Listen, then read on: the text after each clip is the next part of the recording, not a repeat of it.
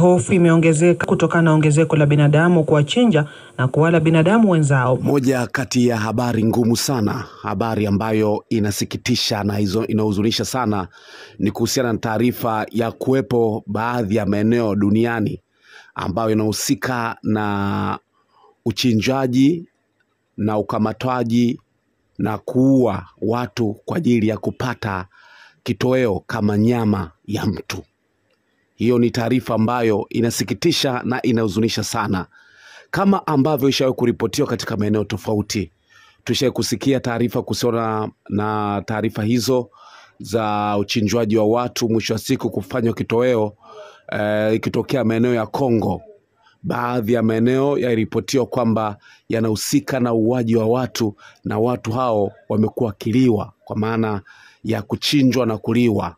Lakini kuna taarifa ambayo kutoka katika nchi ya Guinea, taarifa pia kutoka nchi ya Sierra Leone. Miongoni mwa makabila kadhaa yamekuwa na tabia ya kuua watu na kula nyama zao. Sasa tabia hiyo imekuwa ikienea zaidi. Pia tushawahi kusikia taarifa kutokana na swala ambalo lishawahi kutokea Afrika Kusini, mwanadada ambaye alionekana amepotea, lakini baadaye akaonekana aliliwa, kwa maana ya kuliwa na watu. Kuchinjwa au kuuliwa ni kitu ambacho hakikubaliki, lakini mambo yameendelea kusambaa zaidi. Siku za hivi karibuni kuna taarifa nyingi zimekuwa zikiripotiwa kuhusiana na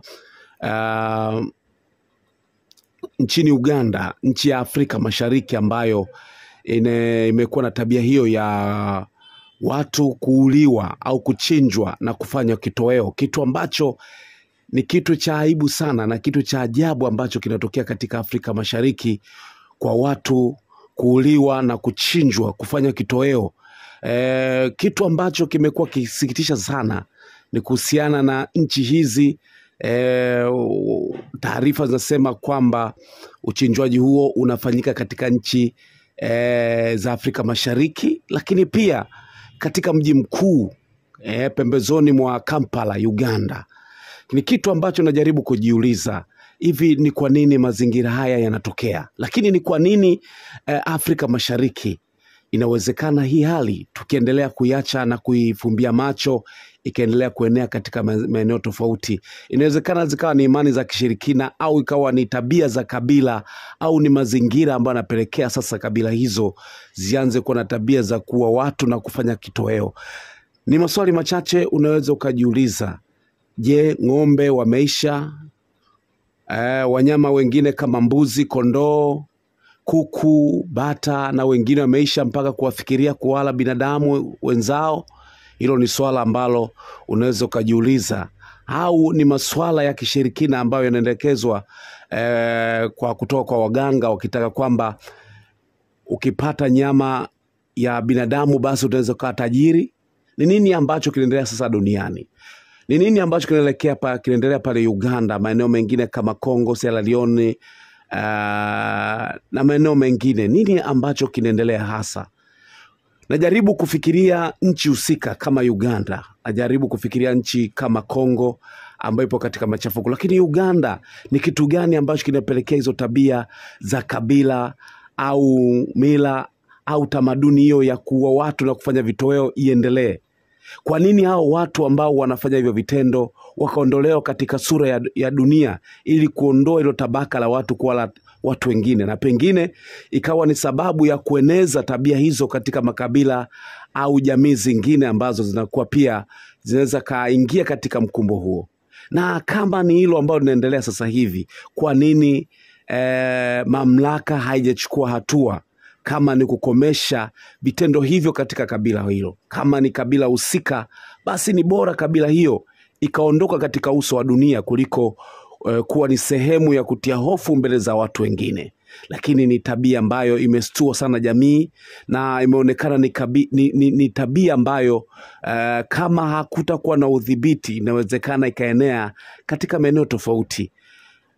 Kwa hiyo ukiangalia taarifa ambayo imeripotiwa kutoka katika maeneo mbalimbali na vyombo vya habari, ni taarifa ambayo inastua, ni taarifa ambayo inaukiuka utu wa mwanadamu, inaondoa thamani ya mtu kuishi.